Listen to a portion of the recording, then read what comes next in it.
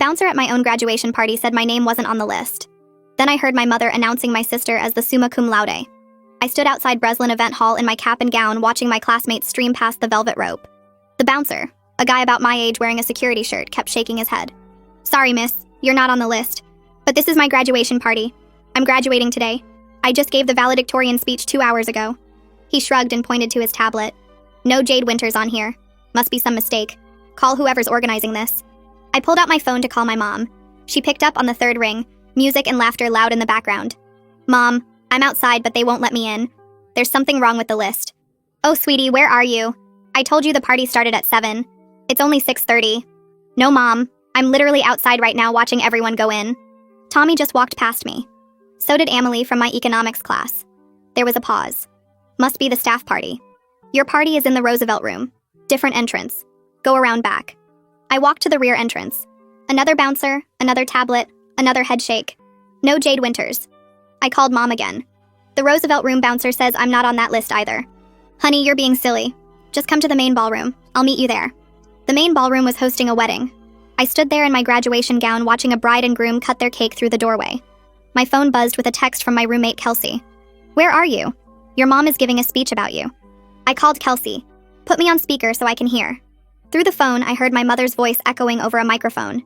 So proud of my daughter today. She's worked so hard these 4 years. We've all sacrificed so much to get her here. Especially her sister Haley, who gave up her own dreams. Kelsey whispered into the phone. Jade, why is she talking about you like you're dead or something? And why does Haley have your honor cords on? I hung up and called my sister. Haley answered, laughing. Hey, superstar, Mom says you're running late to your own party. Haley, why are you wearing my honor cords? What honor cords? The ones I earned for summa cum laude. You're wearing them. Kelsey just told me. There was silence. Then Haley's voice got quiet. Mom said you wanted me to wear them for the photos since I didn't get to finish college. You know, after my accident. Haley had dropped out sophomore year after a car accident. But she'd been fine for 2 years now. I need you to tell me exactly what Mom told you about tonight. Mom said you felt guilty about me not graduating, so you wanted to share your special day. Let me represent the family at the official party while you went to the smaller gathering. That's why she put my name on the graduation program instead. What graduation program? The one they're handing out at the party. It has my photo where yours should be, says Haley Winters, Bachelor of Arts in Economics. I ran back to the main entrance. The bouncer from earlier was still there. I need to ask you something. Is there a Haley Winters on your list? He scrolled through his tablet. Yeah, checked in 40 minutes ago. Table 12, VIP section. I need you to look at something. I showed him my student ID, then my diploma I'd received hours earlier, then the official graduation photo on my phone. That's me. Jade Winters. Now look at your list. Does it say Haley Winters graduated today? He looked uncomfortable. Miss, I just checked names. Your mom specifically said not to let anyone claiming to be Jade Winters inside. Said there might be confusion. Confusion? She's trying to give my graduation to my sister. Listen, that's family business. But she was very clear. Even showed me a photo of you so I'd recognize you. Told me you'd agreed to celebrate separately to avoid drama with extended family who favored Haley. Some issue about the accident settlement money paying for your college. I stood there in my cap and gown holding my diploma, while inside my mother was erasing 4 years of my life.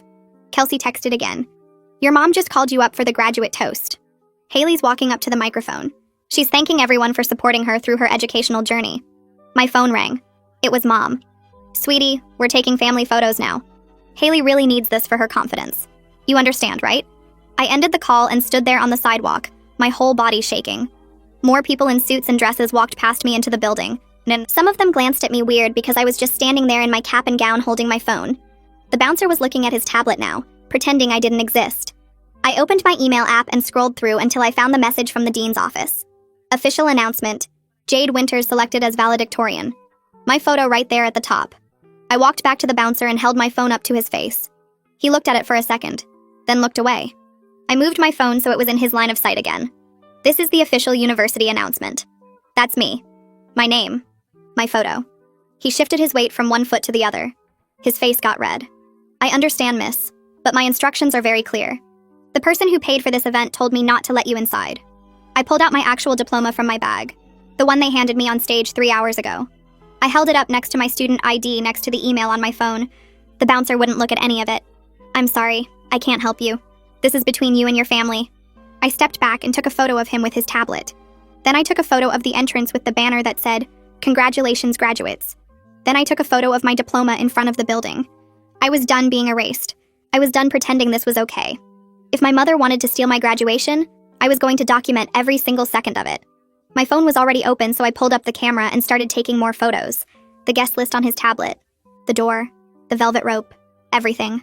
The bouncer held up his hand. "You can't take photos of my screen." I already did. I stepped back and took another photo of him looking annoyed. He started to say something else, but I was already walking away, my fingers moving fast across my phone screen. I called Kelsey back. She answered on the first ring. "Are you inside yet?" "No, they still won't let me in." "I need you to do something for me. Anything. Start recording video of what's happening in there. Speeches, presentations, everything. Especially anything involving Haley or my mom." Kelsey was quiet for a second. "Oh my God. You think this is really happening?" "It is happening. I'm standing outside my own party right now. Just record everything you can, okay? I'm on it." Half our friends are already confused about why Haley is up there instead of you. Everyone keeps asking where you are. Just keep recording. I'll explain everything later. I hung up and opened my messages. Tommy had texted me twice asking where I was. Emily sent a photo of the program with Haley's face on it. 3 other classmates were asking why I wasn't at my own party. I looked up from my phone and saw Tommy pushing through the crowd coming back outside. He had his phone in his hand and his face looked confused and kind of mad. "Jade, what the hell? Why are you still out here? They won't let me in." "What do you mean they won't let you in? It's your party. Tell that to the bouncer." Tommy walked over to the security guy. "Why isn't she on the list? This is Jade Winters. She literally gave the valedictorian speech this morning." The bouncer did that same uncomfortable shoulder thing. "I have my instructions, sir." Tommy pulled out his phone. "This is insane." He started typing fast with his thumbs. "What are you doing?" "Posting in the group chat. Everyone needs to know about this." Within seconds, my phone started buzzing. Text after text after text. The screen filled up with messages. "Where are you? Why aren't you inside? Is this true? What's happening?" I watched the messages pile up, my phone vibrating in my hand over and over. More people started coming outside. Classmates I'd known for 4 years, people from my study groups, friends from the dorms. They all had their phones out looking confused. My hands were still shaking, but my mind felt clear. I opened each message and took a screenshot. Then I opened the photos Kelsey was sending me from inside. Haley standing at a microphone wearing my gold honor cords. My mother next to her with her arm around Haley's shoulders. The fake program with Haley's photo. I saved every single one. My fingers moved across the screen capturing everything, creating a folder of evidence that this was real, that this actually happened. The shaking in my hands made it hard to tap the buttons, but I forced myself to slow down and be careful. Every screenshot had to be clear. Every photo had to be saved. This was my graduation. These were my achievements. And I was going to prove it. My phone rang. Unknown number. I answered it anyway. "Jade? It's Monica from economics. I'm inside and something really weird is happening.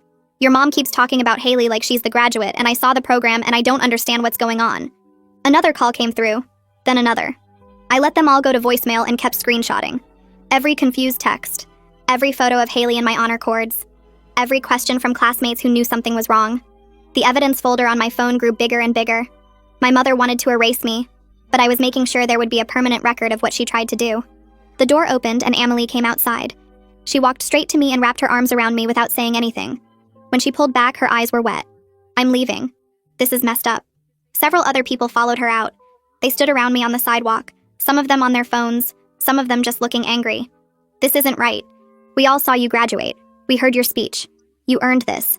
I felt something in my chest get a little looser. These people knew the truth. They saw it with their own eyes. My mother could lie to family members who weren't there, but she couldn't lie to the 200 students who watched me walk across that stage this morning. More classmates came outside asking what was going on. The crowd on the sidewalk got bigger. People were talking loud, some of them filming on their phones, everyone looking confused and mad. I held up my hand. "Don't cause a scene yet. I need to handle this the right way." "But Jade, this is crazy. We should go in there and tell everyone what's happening." "No. I need you all to stay inside and be witnesses. Document everything. Take photos and videos. Watch what happens. I'm going to deal with this, but I need evidence first, not drama." Several people nodded and went back inside. Emily squeezed my hand before following them. Tommy stayed outside with me. "I'm not going back in there. This is wrong on every level." "I know. But I need people inside to see what she's doing." He looked like he wanted to argue, but finally nodded and walked back toward the entrance. The bouncer let him through without checking the list this time. I walked across the parking lot to my car. My legs felt weird, and my graduation gown kept getting tangled around my knees. I got in the driver's seat and put my phone on the dashboard. Then I opened my laptop and went to the university website. The registrar's page loaded slow, the little circle spinning while I waited. Finally, it opened and I logged into my student account. My official transcript was right there. 4 years of grades. Dean's list every semester. Summa cum laude notation at the bottom. I downloaded it and saved it to a new folder on my desktop labeled Evidence. Then I found my diploma verification in the graduation portal and downloaded that too. Photos from the ceremony where I walked across the stage and shook the president's hand. My valedictorian speech text that I'd submitted to the communications office. Every single document that proved I was the one who graduated today. I created a folder with everything organized by date and type. My hands finally stopped shaking as I worked through each file, making sure nothing was missing, double-checking that every link worked and every photo was clear. My phone buzzed with a new video from Kelsey. I opened it and saw my mother standing at a microphone holding a glass of champagne. The audio was clear even through the phone speaker. So proud of my daughter's achievement today. She worked so hard for this. We all sacrificed so much to get her here. The camera panned and there was Haley standing next to her wearing my gold honor cords over a nice dress. My mother put her arm around Haley and raised her glass higher. To my graduate. Everyone in the video raised their glasses. To Haley. I watched the video 3 times. Then I had to put my phone down on the passenger seat and close my eyes and breathe. The rage was so big I couldn't think around it. My whole body felt hot. My chest hurt. I sat there in my car in my cap and gown, breathing slow through my nose until I could think clearly again. Then I picked up my phone back up and saved the video to my evidence folder. I scrolled through my contacts until I found Professor Rivera. She was my academic advisor and she'd been at the graduation ceremony this morning. She'd hugged me after I gave my speech and told me she was proud of me. I pressed call. She answered after 2 rings. Jade, congratulations again. Your speech was wonderful. Professor Rivera, I need help. Something really bad is happening. Her voice changed immediately. What's wrong? Are you okay? I explained everything. The party, the bouncer, the fake program, Haley wearing my honor cords, my mother announcing her as the graduate. Professor Rivera didn't say anything for a long time after I finished. Then she said a word I'd never heard her say before. I'm horrified. This is absolutely unacceptable. I was there this morning. I watched you graduate. I heard your speech. You earned summa cum laude. I know. But my mom is telling everyone it was Haley. She made programs with Haley's name on them. She's erasing me completely. I'll provide written verification of everything. Your academic standing, your honors, your valedictorian status. I'll write a detailed letter tonight and send it to you first thing in the morning. Thank you. I didn't know what else to do. You did exactly the right thing by calling me. Document everything, Jade. Every photo, every video, every witness. This is serious and you're going to need proof. I'm already doing that. Good. And Jade, I'm so sorry this is happening to you. You deserved better. You deserve to celebrate your achievement, not fight to prove it exists. I thanked her and hung up. Then I opened my email and waited. The notification came through 15 minutes later. Professor Rivera's letter was 3 pages long and detailed every single one of my achievements. My GPA, my honors, my valedictorian status, the date and time I gave my speech. She even included a paragraph about how she'd personally watched me walk across the stage this morning and shake the university president's hand. At the bottom, she wrote that she was available to provide testimony if needed, and that the university took academic fraud extremely seriously. I saved the letter to my evidence folder and backed it up to 3 different cloud services. Then I started my car and drove away from Breslin Event Hall. My phone kept buzzing with texts from classmates asking where I was and what was happening. I didn't answer any of them yet. I needed to think clearly, and that meant getting away from this parking lot and the party inside where my mother was still pretending my sister was me. The drive to my apartment took 20 minutes. I kept checking my mirrors like someone might follow me, even though that was silly. Nobody even knew I'd left. Kelsey texted me again, asking if I was okay, and telling me the party was breaking up early. A lot of people left after they realized something weird was going on. Some of them kept asking her where I was, and she didn't know what to tell them. I texted back that I was fine and at home and I'd explain everything tomorrow. My apartment was quiet and dark when I got inside. My roommate was still at the party. I turned on all the lights and sat down at my desk and opened my laptop. The evidence folder was already there waiting. I created a new document and started typing. Timeline of events. Then I went through everything that happened today from the moment I woke up this morning. What time I got to the graduation ceremony. What time I gave my speech. What time I received my diploma. What time I arrived at Breslin Event Hall. What time the bouncer turned me away. Every single phone call with timestamps from my call log. Every text message screenshot. Every photo. I wrote down exactly what each person said to me and when they said it. The bouncer's words about my mother showing him my photo and telling him to keep me out. My mother's lies about different rooms and different entrances. Haley's confession about the fake programs with her name on them. Professor Rivera's phone call and her letter. By the time I finished, it was after midnight and the document was 12 pages long. I added all the photos Kelsey had sent me of Haley wearing my honor cords, the video of my mother's toast, screenshots of the class group chat where people were asking why I wasn't at my own party. I organized everything by category and time. Then I printed 2 copies and put them in folders. One for me and one for whoever might need to see it later. My phone buzzed. It was Kelsey coming home. She walked into my room without knocking and just hugged me for a long time without saying anything. Then she sat on my bed and told me what happened after I left. How people started asking questions. How my mother got defensive and angry. How Haley looked uncomfortable but didn't say anything. How the party ended early because the whole thing felt wrong and people didn't want to celebrate anymore. Kelsey said at least 15 classmates asked her for my number because they wanted to check on me. I told her she could give it to them. Then I showed her my timeline document and all the evidence I'd collected. She read through it and her face got harder with every page. When she finished, she looked at me and said this was absolutely insane and my mother was out of her mind. I agreed. Then I went to bed, but I didn't sleep much. I kept thinking about my mother inside that party erasing me while I stood outside in my cap and gown. I kept seeing Haley in my honor cords thanking people for supporting her educational journey that she never finished. My phone lit up with a notification at 7 in the morning. Facebook. I opened it and saw my mother had posted a huge album of photos from the party. Every single one featured Haley. Haley cutting the graduation cake. Haley posing with relatives. Haley wearing my honor cords and holding a diploma that wasn't hers. The caption said, "So proud of my graduate," and tagged Haley. The comments were already filling up with congratulations from aunts and uncles and cousins and family friends. Everyone telling Haley how proud they were and how far she'd come. I took screenshots of everything. Then I checked my regular messages. 37 new texts from extended family. All of them congratulating Haley. Asking about her plans. Telling her they always knew she could do it. Not a single message mentioned me.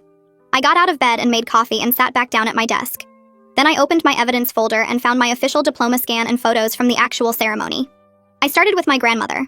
I wrote her a message explaining that I was the one who graduated yesterday, not Haley. I attached my diploma and 3 photos of me in my cap and gown receiving my degree.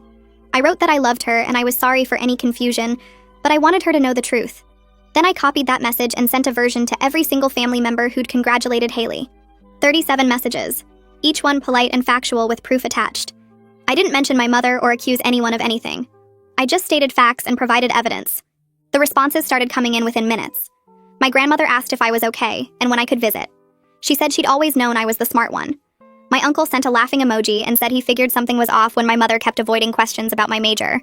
My cousin asked why my mother would do something so weird. Each response made me feel a little less invisible. By noon, I had replies from 28 family members.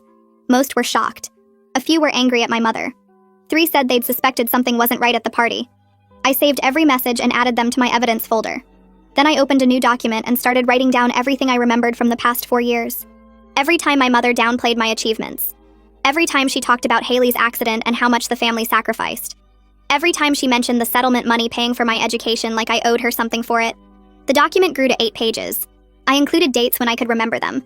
Kelsey came into my room around 2 and asked if I wanted lunch. I showed her what I was working on, and she sat down and helped me remember more incidents. She recalled my mother missing my honors ceremony junior year because she had to take Haley to a doctor appointment that turned out to be a regular checkup. She remembered my mother telling people at family gatherings that I was doing fine in the school, but never mentioning my actual grades or awards. We worked on the timeline together for 3 hours. When we finished, it was 17 pages long and showed a clear pattern going back to my freshman year. I called my sister and told her I needed to talk to her in person. She agreed to meet me Monday morning at the coffee shop near campus. Then I spent Sunday night researching academic fraud and credential misrepresentation. I found cases where people had been sued for claiming degrees they didn't earn. I found articles about parents living through their children and stealing their accomplishments. I printed everything and added it to my growing folder of evidence. Monday morning, I got to the coffee shop early and ordered tea. My hands were shaking, so I wrapped them around the hot cup. Haley arrived exactly on time wearing jeans and a sweater that used to be mine. She sat down across from me and immediately started apologizing. I held up my hand and told her I needed her to listen first. Then I pulled out my phone and set it to record. She looked nervous but nodded when I asked if it was okay to record our conversation. I asked her to tell me everything my mother had said about the graduation party. She took a deep breath and explained that 3 weeks ago, my mother told her I wanted to share my graduation day. That I felt guilty about the accident settlement paying for my college while Haley had to drop out. That I thought it would help Haley's confidence to be celebrated at the official party while I went to a smaller family gathering. Haley said my mother showed her the honor cords and said I specifically wanted her to wear them for photos. She said my mother created the fake programs herself and told Haley it was my idea to have both our names included. I asked her if she really believed that. She looked down at her tea and said she wanted to believe it. That it felt good to be celebrated after years of feeling like the family disappointment, that my mother had been so convincing about how much I wanted to do this for her. Then Haley started crying and said she knew deep down something was wrong, but she didn't want to admit it. She told me my mother had been favoring her since the accident, using guilt about the settlement money to manipulate everyone, making Haley feel like she owed the family something while also making her feel special for being the one who suffered. Haley said she'd been in therapy for 6 months and was starting to recognize how toxic the whole dynamic was. She said her therapist had been helping her see the patterns of manipulation. I asked her why she went along with it if she knew something was wrong. She said my mother made her feel like she was finally getting the attention and pride she deserved. That for once she wasn't the daughter who dropped out, but the daughter being celebrated. She said she was sorry and she knew that wasn't an excuse, but it was the truth. I stopped the recording and told her I appreciated her honesty. Then I explained that I was taking this to the university and possibly to a lawyer. That I needed her to be willing to tell the truth if anyone asked. She said she would. She handed me my honor cords that she'd brought with her. They were in a plastic bag and looked exactly like they had at the ceremony. I took them and put them in my backpack. We sat there for a while not talking. Then Haley asked if we could ever fix our relationship. I told her I didn't know, but I needed time and I needed her to stand up to my mother when it mattered. She said she was moving out of my mother's house next month, that she'd saved enough from her job to get her own place.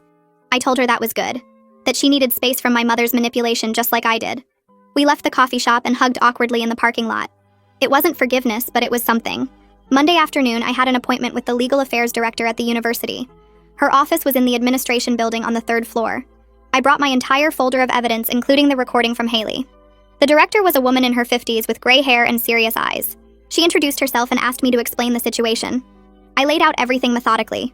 The party, the fake programs, the honor cords, the social media posts, the family messages, the recording of Haley's confession. She looked through every piece of evidence carefully. When she finished, she leaned back in her chair and said this was one of the most clear cases of academic credential fraud she'd seen. She explained that while the university couldn't control what happened at private parties, they could take action when someone was actively misrepresenting who earned a degree. She said the fake programs were especially serious because they used university branding and false information. I asked what the university could do. She said they could issue official statements clarifying who actually graduated. They could send formal letters explaining that misrepresenting academic credentials is illegal. If my mother continued or if she tried to use the false credentials for any kind of gain, the university could pursue legal action. She asked if I wanted them to send a letter to my mother. I said yes. She called in her assistant and they drafted the letter right there while I waited. It was formal and direct. It stated that Haley Winters did not graduate from the university, that Jade Winters graduated with honors, that creating false graduation materials and misrepresenting academic credentials could result in legal consequences, that any continued misrepresentation would be taken seriously. The director printed it on official letterhead and said they'd send it certified mail that afternoon. She also said she'd make a note in my file about the situation in case it ever came up in the future. I thanked her and left feeling like I'd finally done something concrete to fight back.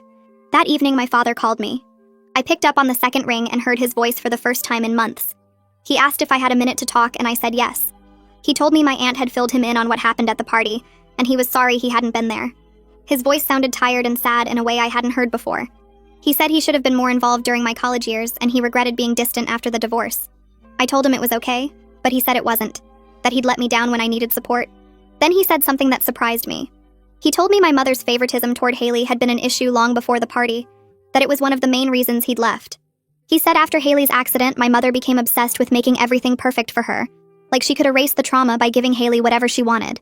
He said it got worse over time, and I started disappearing from family conversations, my achievements downplayed or ignored while Haley's smallest accomplishments got celebrated. He said he tried to talk to my mother about it, but she refused to acknowledge the problem. Eventually, he couldn't watch it anymore, so he left, but he felt guilty for not taking me with him or staying more connected. I sat there on my couch listening and feeling something shift inside me. Hearing him name the pattern I'd experienced my whole life made it real in a way it hadn't been before. He asked what I planned to do about the graduation situation, and I told him about the university letter and the lawyer friend. He said he supported whatever action I chose to take, and if I needed a real lawyer, he'd pay for it. He also said he was going to start reaching out to extended family to set the record straight, that he should have done that years ago when the favoritism started. We talked for almost an hour about my childhood and college years, filling in gaps and acknowledging things that had been ignored too long. When we hung up, I felt lighter somehow, like having one parent who saw the truth made the burden easier to carry. Wednesday morning, my dad started making calls to family members. I knew because my phone started buzzing with messages from relatives asking questions and expressing shock. My aunt called to say my dad had explained the full situation, including the years of favoritism, and she was horrified she hadn't noticed the pattern before. My uncle sent a long text apologizing for not supporting me more strongly at first, and saying he was telling everyone the truth. By Thursday, the family group chat was exploding with messages. I opened it to find over 200 new notifications. Some relatives were defending me and demanding my mother apologize. Others were saying I was overreacting and making drama out of a simple misunderstanding. My mother had sent multiple messages painting herself as the victim of an ungrateful daughter who was tearing the family apart over hurt feelings. She wrote that she'd worked so hard to give both her daughters a nice celebration, and I was repaying her kindness with cruelty. She said Haley was devastated by my accusations, and the stress was affecting her recovery from the accident, even though that accident happened 3 years ago. Several relatives who barely knew the details jumped in to support my mother, saying family should forgive and move on. I read through the messages feeling my anger build with each defensive excuse and guilt trip. I opened my photo app and found my official diploma scan, my valedictorian certificate, and photos from the actual graduation ceremony. I composed a single message to the family chat with no emotion, just facts. I wrote that I graduated summa cum laude on Saturday. I gave the valedictorian speech at the ceremony. I received my diploma at the official university graduation. I attached the photos and documents as proof. I wrote that anyone who wanted to verify these facts could contact the university registrar's office directly. Then I muted the chat and put my phone face down on my desk. I didn't need to watch the fallout or defend myself anymore. The evidence spoke for itself, and anyone who chose to believe my mother's version over documented proof wasn't worth my energy. Friday afternoon, my phone buzzed with a text from Haley. I almost didn't open it, but curiosity won. She wrote that our mother was having a breakdown and begging her to back up the graduation story. She said mother wanted her to post on social media confirming that she was the one who graduated and that I was lying out of jealousy. Haley said she told mother no. She wrote that she couldn't do it anymore, that the toxicity was affecting her mental health and she was moving out of mother's house. She said she'd already started packing and found a small apartment she could afford with her job. She asked if we could meet again to talk about everything. I stared at the message for a long time before responding. Part of me wanted to say no, to keep my distance from anyone connected to my mother's manipulation. But another part remembered the guilt in Haley's voice at our last meeting and wondered if maybe she was finally ready to see the situation clearly. I texted back that I could meet her Sunday morning at the same coffee shop. Sunday morning, I arrived at the coffee shop 10 minutes early and ordered a tea. Haley showed up right on time, looking tired and stressed. She sat down across from me and immediately started talking. She said she'd been thinking a lot about our family and how things worked when we were growing up. She said after her accident, mother started treating her differently, like she was fragile and needed extra care and attention. At first, it felt nice to be the focus of mother's concern, but over time, it became suffocating. She said mother made every decision for her, controlled her schedule, and expected her to be grateful for the special treatment. She said she noticed how mother talked about me differently, always finding small criticisms or downplaying my achievements. She admitted she'd been the golden child since the accident, but she was starting to understand how unhealthy the dynamic had become for both of us. She said mother's need to make her the successful daughter at my graduation party was the clearest example yet of how twisted things had gotten. I listened and felt some of my anger soften. Haley looked genuinely upset and aware in a way she hadn't been before. She said she was sorry for participating in the deception and for taking so long to stand up to mother. She said she wanted to make things right, but she didn't know if that was possible. I told Haley that I appreciated her honesty and her willingness to see the manipulation for what it was. I said our relationship would take time to rebuild because trust didn't come back overnight. But I also said I was willing to try if she was serious about setting boundaries with mother and not letting herself be used as a weapon against me anymore. She said she was serious, and she wanted to prove it. She pulled out her phone and opened Facebook right there at the table. She typed a post explaining that I was the one who graduated with honors, that she had worn my cords at the party as part of a family misunderstanding, and that she was sorry for any confusion or hurt caused by the situation. She showed me the post before hitting publish and asked if it was okay. I read it and suggested she remove the word misunderstanding because it made it sound accidental when it wasn't. She nodded and changed it to say she participated in something she shouldn't have and took responsibility for her part. Then she posted it publicly, where all our family and friends could see. I watched the likes and comments start coming in immediately and felt something release in my chest. It wasn't forgiveness yet, but it was acknowledgement, and that mattered. The following Tuesday was the deadline for my mother to respond to the lawyer's letter. I checked my email and messages throughout the day but got nothing. Wednesday morning, my lawyer friend called to say the deadline had passed with no compliance. He asked if I wanted to proceed with filing a civil suit for defamation and intentional infliction of emotional distress. I thought about it for a while, weighing the cost in time and money and emotional energy against the satisfaction of holding my mother legally accountable. He said we had a strong case with all the documentation and witness statements. He said the fake graduation programs alone were serious evidence of intentional fraud. I told him to send a follow-up letter indicating we were prepared to file suit if she didn't comply immediately. He drafted it that afternoon and sent it certified mail. Tuesday morning, I woke up to an email notification from my mother. She'd sent a mass message to the family group chat and apparently copied me even though I had her blocked. I opened it through the email preview and read her carefully worded statement.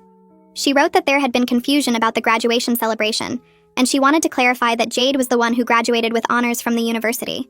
She said Haley had attended as a supportive sister, and any impression otherwise was a misunderstanding of the event's purpose. She wrote that she was sorry for any confusion this caused family members and hoped everyone could move forward in love and unity. The message was passive-aggressive and framed her as a victim of circumstances rather than the architect of a deliberate deception. It wasn't the genuine apology I deserved, but it was public acknowledgement of the truth, and that's what the lawyer's letter had demanded. I forwarded the email to my lawyer friend and asked if this counted as compliance. He read it and said it was minimal, but technically met the requirement of publicly correcting the false information. He asked if I wanted to pursue the lawsuit anyway. I thought about it and decided I didn't. The fight had already cost me enough emotional energy, and pursuing legal action would mean months more of dealing with my mother's presence in my life. I told him to send one final letter stating that the matter was closed, but any future misrepresentation of my academic credentials would result in immediate legal action. He agreed and drafted the letter that afternoon. I felt relieved to be done with the legal process, even though part of me wanted more justice than a grudging correction. But I also knew the best revenge was moving forward with my life and leaving my mother's toxicity behind. I'd gotten what I needed: public acknowledgement of the truth, and clear boundaries enforced by legal threat. Everything else was just noise. Professor Rivera emailed me the next Thursday with an invitation to a faculty reception happening that weekend. She wrote that the department wanted to celebrate this year's graduating class, and she specifically wanted me there as the valedictorian. I almost didn't go because part of me was tired of anything related to graduation, but Kelsey convinced me I deserved to be celebrated by people who actually cared about my work. Saturday evening, I put on a nice dress and drove to the faculty lounge on campus. Professor Rivera met me at the door and hugged me, telling me how proud she was of everything I'd accomplished despite the chaos. The room was full of professors and graduate students, and she walked me around, introducing me to everyone. When we got to the center of the room, she tapped her glass and asked for everyone's attention. She told the whole group about my academic journey, my research contributions, and my valedictorian speech. She said I represented everything they hoped to achieve as educators, a student who pursued knowledge with integrity and passion. People clapped and came over to shake my hand and congratulate me. Several professors I'd never met told me they'd heard about my work and were impressed. The department chair gave me a small gift, a leather-bound journal with my name engraved on the cover.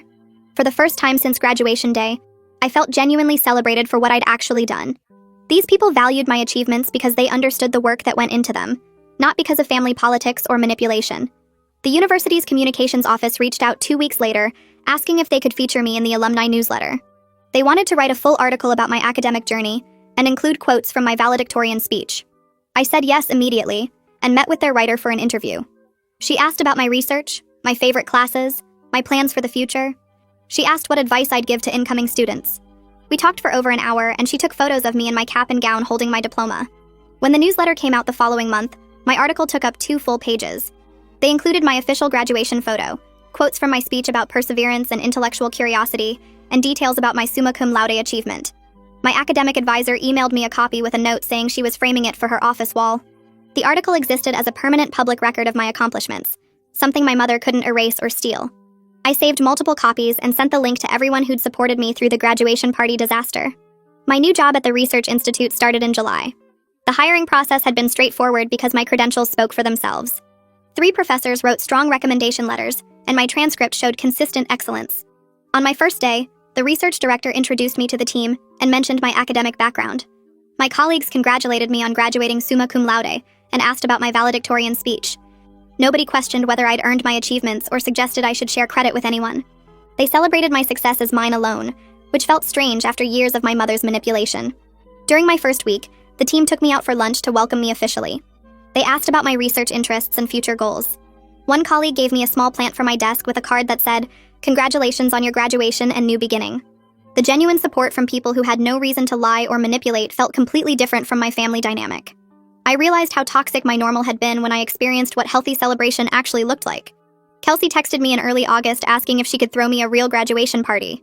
She said my college friends wanted to celebrate properly without any family drama or identity theft. I told her yes, and she started planning immediately. The party was at her apartment on a Saturday afternoon. She decorated with balloons in our school colors and hung a banner that said, "Congratulations, Jade."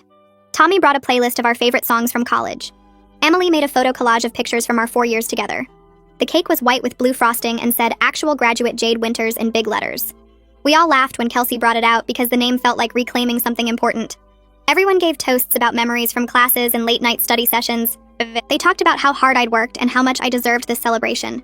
We stayed up late talking and laughing, and it felt like the party I should have had on graduation night. No stolen honor cords, no fake programs, no mother erasing my existence. Just friends who genuinely cared about me celebrating my real accomplishments. When everyone left, Kelsey hugged me and said she was sorry my family was so messed up. But I had people who loved me for who I actually was. Dad called me in September, asking if I wanted to have dinner with him and his wife. He said her family was visiting and they all wanted to celebrate my graduation properly. I agreed and drove to their house that weekend.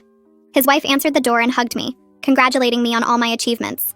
Her parents and sister were there too, and they'd set up a nice dinner in the dining room.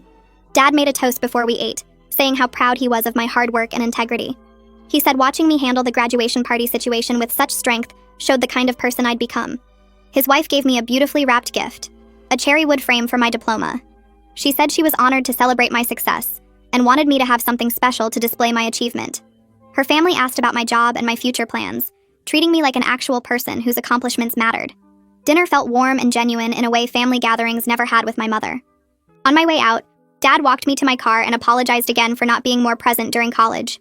He said he was committed to being a better father going forward and wanted to support whatever I chose to do with my life. 3 months after graduation, my life looked completely different from what I'd imagined. My job at the Research Institute was going well, and I'd already contributed to 2 published papers. My colleagues respected my work and included me in important projects. I'd made friends with several people on my team, and we got lunch together regularly. Nobody tried to take credit for my ideas or diminish my contributions. The distance from my mother brought clarity about how dysfunctional things had been my entire life. I could see patterns I'd normalized, the constant competition she created between me and Haley, the way she erased my achievements to prop up my sister. Being around healthy people who celebrated success without jealousy or manipulation showed me what relationships should actually look like. I still had moments of anger about the graduation party, but mostly I felt relief at having clear boundaries. My mother had no access to my life anymore, no way to steal or diminish what I built. The space let me breathe and figure out who I was without her constant toxicity shaping everything. Haley and I started meeting for coffee once a month. She'd been going to therapy consistently and working on establishing independence from our mother. The first few meetings were awkward because trust takes time to rebuild after betrayal. But gradually we found a rhythm where we could talk honestly about our childhood and the dysfunction we'd both experienced. Haley got a job at a marketing firm and moved into her own apartment across town. She showed me photos of her new place and seemed genuinely proud of supporting herself. She talked about her therapy sessions and the patterns she was recognizing in how our mother had pitted us against each other. I appreciated her willingness to take responsibility for her part in the graduation party disaster. She never made excuses or tried to minimize what happened. She just acknowledged that she'd been wrong and was working to be better. Our relationship would never be what it was before, but we were building something new based on honesty instead of our mother's manipulation.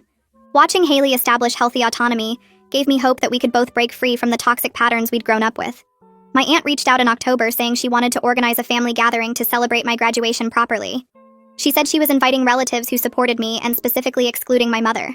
The gathering was at her house on a Sunday afternoon. My dad came with his wife and several cousins showed up along with my grandmother. My aunt had decorated with congratulation signs and set up a table with cards and gifts. Everyone hugged me and apologized for initially believing my mother's story about Haley graduating. They said they should have questioned things more carefully instead of just accepting what she told them. My uncle gave a speech about how proud they all were of my achievements and how much I'd overcome to get my degree. Several relatives handed me cards with money inside, saying they wanted to contribute to my future since they'd missed the original celebration. My grandmother pulled me aside before we ate and told me she had something special for me. She reached into her purse and pulled out a velvet box containing her pearl necklace. She said her mother had given it to her when she graduated college decades ago, and she wanted me to have it now. She said I'd earned it through hard work and integrity, qualities that mattered more than anything else. I put the necklace on and she hugged me tight, telling me she was sorry my mother had tried to steal my moment, but nobody could take away what I'd actually accomplished. The gathering felt small compared to the massive party my mother had thrown, but it was filled with people who genuinely cared about my achievements. We ate and talked and laughed, and I felt celebrated in a way that actually meant something. I bought a nice frame for my diploma and hung it on the wall in my apartment living room. Next to it, I put photos from the actual graduation ceremony, me in my cap and gown holding my diploma, me with Kelsey and our friends, me giving my valedictorian speech. I added the engraved journal from the faculty reception and a copy of the alumni newsletter article. The whole display took up most of one wall, and every time I looked at it, I felt proud. These were my achievements displayed in my own space, a declaration of independence from my mother's toxicity. Nobody could walk into my home and pretend someone else had earned these things. The evidence was right there on the wall, permanent and undeniable. My grandmother's pearl necklace sat on the shelf below the frames, a symbol of family who actually valued me. Sometimes I stood in front of the wall and remembered standing outside that party in my cap and gown, locked out of my own celebration. The contrast between that night and where I was now felt huge. I'd taken back my story, and my achievements belonged to me alone. Dad started calling me every Tuesday afternoon asking when I could meet for dinner. The first few times I made excuses because I wasn't sure I was ready to rebuild that relationship after years of distance. But he kept calling, kept asking, and eventually I agreed to meet him at a small Italian restaurant near my apartment. He arrived early and stood when I walked in, looking nervous in a way I'd never seen before. We ordered food and sat there awkwardly until he finally started talking about how he should have been more present during my college years. He said the divorce from my mother had consumed him, and he'd let that become an excuse for not being there when I needed support. I told him about the research I was doing at work and my ideas for future career paths. He listened carefully and asked thoughtful questions instead of just nodding along like he used to. Over the next few months, we established a regular pattern of meeting every other week for dinner. We talked about my goals for graduate school and his regrets about prioritizing his career over family when Haley and I were younger. He apologized for not recognizing my mother's favoritism sooner and for not protecting me from her manipulation. Our relationship felt different now, built on actual honesty instead of the surface-level conversations we'd had before. He told me he was proud of my achievements and meant it in a way that felt real. The dinners became something I looked forward to instead of dreaded, and I could feel us both committing to being better at this relationship. Haley texted me in November saying my mother wanted to talk about reconciliation.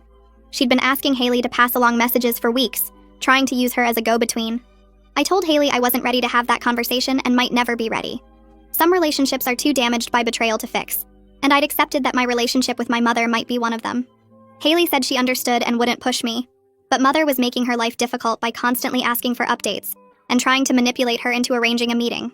I suggested Haley set her own boundaries about being used as a messenger, and she admitted she'd already started telling Mother no. The attempts at reconciliation continued through Haley for another month, before my mother finally seemed to accept I wasn't responding. I felt guilty sometimes about cutting her off so completely, but mostly I felt relief. The peace that came from not having her toxicity in my life was worth more than any relationship we might have salvaged. I'd spent years trying to earn her approval and recognition, and the graduation incident had finally shown me that nothing I did would ever be enough for her. Professor Rivera emailed me in December asking if I'd like to meet for coffee to discuss my career plans. We met at a campus cafe and she asked detailed questions about my research interests and long-term goals. She offered to write recommendations for graduate programs and said she had professional contacts in my field who might be interested in my work. Over the next few months, she introduced me to researchers at other institutions and helped me understand the application process for doctoral programs. She told me during one of our meetings that how I'd handled the graduation situation showed maturity and strength that would serve me well in any field. She said many people would have fallen apart or handled things with pure emotion, but I'd been strategic and documented everything while still standing up for myself. Her mentorship meant more than she probably realized because she celebrated my achievements without trying to claim them or diminish them. She saw my potential and wanted to help me develop it, which felt completely different from my mother's approach to my success. I started thinking seriously about graduate school applications and what I wanted to study, knowing I had strong support from someone who genuinely believed in my abilities. 6 months after graduation, I got called into my boss's office expecting a routine check-in. Instead, she told me I was promoted based on my research contributions and the quality of work I'd produced. She specifically mentioned my integrity and thorough documentation abilities, saying those skills were rare and valuable. I smiled, thinking about how those abilities had been tested during the graduation disaster. My new position came with more responsibility and better pay, and it felt like validation that my achievements were real and recognized by people who actually valued competent work. The promotion happened faster than typical, because my boss said I'd already proven myself capable of handling advanced projects. I called Dad that evening to tell him the news, and he sounded genuinely excited, asking questions about my new responsibilities and congratulating me without any awkwardness. I thought about how different this felt from my mother's party, where she'd tried to give my accomplishments to someone else. This recognition was mine, earned through my actual work, and nobody could take it away, or pretend someone else deserved the credit. Kelsey came over to my apartment to celebrate the promotion, and brought wine and takeout. We sat on my couch eating and talking about how crazy graduation night had been. She joked that she had the best party story ever about the time she witnessed someone's mother try to steal their graduation. We could laugh about it now, even though the hurt had taken months to fade. She told me she still couldn't believe my mother had actually tried to pull that off, and that watching me handle the aftermath had been impressive. Kelsey said most people would have just exploded or given up, but I'd been strategic about reclaiming my achievement. We'd stayed close friends through the whole mess, and she'd been one of my main sources of support when I felt like I was losing my mind. She reminded me of specific moments from that night that we could laugh about now, like when the bouncer kept insisting I wasn't on the list while I stood there in my cap and gown holding my actual diploma. The absurdity of the whole situation was easier to see with distance, even though the emotional impact had been devastating at the time. I found a support group for adults dealing with narcissistic parents and started attending meetings twice a month. Hearing other people's stories helped me recognize patterns I'd normalized growing up.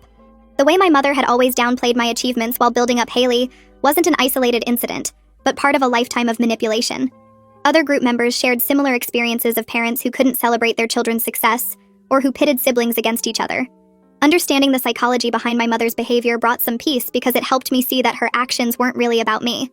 She had her own issues that made her incapable of being the parent I needed, and recognizing that didn't excuse her behavior, but it did help me stop taking it personally. The group facilitator talked about how children of narcissistic parents often struggle with self-worth because they were raised to believe their value depended on their parents' approval. Learning that my achievements were valid regardless of whether my mother acknowledged them was harder than it should have been, but the support group helped me work through those feelings. Haley called me in February saying she'd confronted my mother about the lifetime of manipulation and favoritism. She'd been working with her therapist on recognizing unhealthy family patterns and had finally built up the courage to have that conversation. My mother had refused to acknowledge her behavior, instead turning it around and accusing Haley of being ungrateful after everything she'd sacrificed. Haley said the conversation had been brutal, but ultimately helpful because it showed her that some people won't change no matter how much evidence you present. She'd hoped for some accountability, or at least acknowledgement, but my mother had stuck to her victim narrative. Haley told me she was done trying to fix their relationship and was focusing on her own healing instead. The confrontation had been a turning point for her in accepting that our mother's issues weren't something we could solve by being better daughters. I was proud of Haley for standing up for herself even though it hadn't gone the way she'd hoped. We were both learning to build lives that didn't revolve around trying to earn approval from someone who would never give it. I met someone at work in March who knew my whole story because several colleagues had heard about the graduation incident. He asked me out for coffee and I was hesitant at first because I wasn't sure I was ready to date. But he was easy to talk to and genuinely interested in my research work. Over the next few months, we started seeing each other regularly, and he told me that my strength and integrity were what had attracted him to me. He said watching how I'd handled the situation with my mother showed him I was someone who stood up for herself without losing her principles. He celebrated my achievements without trying to diminish them or make them about himself, which felt refreshing after a lifetime of my mother's toxicity. We went to museums and tried new restaurants and talked about our career goals. He introduced me to his family, and they were warm and welcoming, asking genuine questions about my work and congratulating me on my promotion. Being with someone who respected my accomplishments and supported my ambitions felt completely different from the family dynamics I'd grown up with. A year after graduation, I was preparing applications for graduate programs with strong recommendations from Professor Rivera and other mentors. I had a clear sense of my worth that wasn't dependent on family validation anymore. My achievements were mine, documented and real, regardless of who had tried to take them. The graduate school applications felt exciting instead of scary, because I knew I had the credentials and support to succeed. I wrote personal statements about my research interests and career goals without second-guessing myself constantly. The confidence I'd built over the past year showed in how I presented myself in my work. I wasn't the same person who'd stood outside that party feeling erased and invisible. I'd fought to reclaim my identity and achievements, and that fight had made me stronger and more certain of my own value. Dad invited me over one Sunday afternoon and pulled out old photo albums from when Haley and I were kids. He walked me through pictures of school plays and science fairs and academic awards I'd won. He pointed out how my mother was absent from most of the photos celebrating my achievements, but prominent in ones featuring Haley. Seeing the evidence of a lifetime pattern laid out visually helped me understand this wasn't about the graduation specifically, but about her inability to celebrate me. Dad apologized for not recognizing the favoritism sooner and for not doing more to make sure I felt valued. He showed me report cards and teacher comments praising my work that he'd saved over the years. Looking through the albums together felt like reclaiming parts of my childhood that had been minimized or ignored. Dad said he was keeping the albums at his house so I could look through them whenever I wanted, and he was working on digitizing everything so I'd have copies. The afternoon felt healing in a way I hadn't expected, like acknowledging the past made it easier to move forward. I sat down one evening and pulled out my laptop to write something I'd been thinking about for weeks. The letter to my younger self felt important, like I needed to tell that girl who worked so hard for grades and awards that she was always enough even when nobody at home noticed. I typed about the science fairs where Mom didn't show up, and the honor roll certificates that got stuck on the fridge without comment. I wrote about how she'd keep studying late into the night, hoping that maybe this achievement would finally make Mom proud. The words came easily because I remembered exactly how that felt, the constant trying and the confusion when nothing seemed good enough. I told her that her accomplishments were real and valuable regardless of who celebrated them, that working hard and doing well mattered even if her family couldn't see it. Writing the letter made me cry, but it also felt like closing a door on something that had hurt for too long. I printed it out and tucked it into the back of my diploma frame where I could read it whenever I needed the reminder. Haley and I started meeting for lunch every few weeks after that.